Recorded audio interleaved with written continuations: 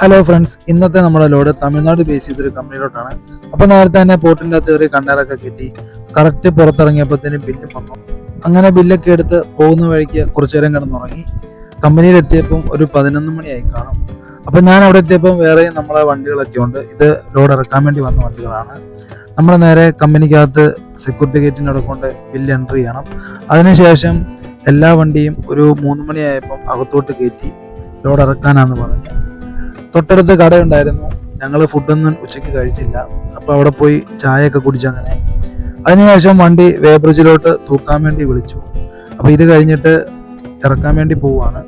ഈ റാമ്പ് വലിയ കുഴപ്പമൊന്നുമില്ല, നല്ല ഗ്യാപ്പ് കാര്യങ്ങളെല്ലാം ഉണ്ടായിരുന്നു. അപ്പോൾ റൈറ്റ് സൈഡ് കണ്ടാണ് റിവേഴ്സ് വെക്കേണ്ടത്.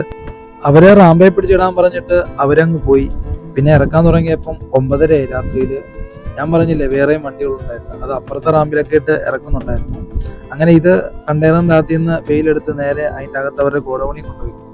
അതിനുശേഷം അവരെ പ്രോസസ്സിങ്ങിന് വേണ്ടി അവർ വേറെ യൂണിറ്റിൽ കൊണ്ടുപോയിക്കും. ഇവിടെയാണ് മെയിൻ യൂണിറ്റ്. അപ്പോൾ ഇവിടെ നിന്നാണ് ഇത് നൂലാകാൻ വേണ്ടിയുള്ള പ്രോസസ്സിംഗ് ആണ് ഈ നടക്കുന്നത്. ഇതൊക്കെ മെഷീനാണ്. മെഷീൻ്റെ അകത്ത് തന്നെ ഓട്ടോമാറ്റിക്കായിട്ട് അത് പഞ്ഞി കട്ടായിട്ട് മുകളിൽ കാണുന്ന ഓസി കൂടെ കയറിപ്പോവും. അതിനുശേഷം മെഷീൻ്റെ അകത്ത് കയറി അത് പിന്നെ വലിയ നൂലാവും. അതിങ്ങനെ ബണ്ടിലാക്കിയിട്ട് അവർ വെക്കും. പിന്നെ വീണ്ടും അത് മെഷീൻ്റെ അകത്തൂടെ കയറ്റി വിട്ട് അത് പിന്നെ ചെറിയ നൂലാവും. അങ്ങനെയാണ് നമുക്ക് ഡ്രസ്സ് കാര്യങ്ങൾ ഉണ്ടാക്കുന്നത്. പിന്നെ അതിനുശേഷം റിസീവറൊക്കെ വാങ്ങി നമുക്ക് നേരെ വല്ലാർപ്പാടത്താണ് പോകേണ്ടത്. അവിടെയാണ് നമുക്ക് ബോക്സ് കാലി ഇറക്കേണ്ടത്. അങ്ങനെ നമ്മൾ വല്ലാർപ്പാടം പോയി. Thank you.